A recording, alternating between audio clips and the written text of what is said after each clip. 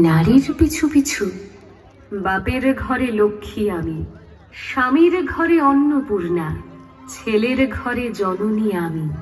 আমি ছাড়া সংসার অসম্পূর্ণা।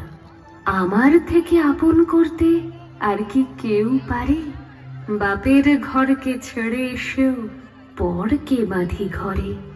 গোত্র থেকে গোত্রান্তর যদিও আমি হই, তবুও যেন জননী রূপে সকল দুঃখ সই। ভারত মাতা সেও নারী, নারী জগদ্ধাত্রী। নারী হলো এ জগতের সবার জন্মদাত্রী। পুরুষতান্ত্রিক সমাজ তাই পুরুষকে বড় করে। জেনে রেখো, সেই পুরুষকেই নারী গর্ভে ধারণ করে। মহাকাল আমার পদতলে শায়িত চিরকাল। আমি ছাড়া এ জগৎ সংসার সবই হবে অচল।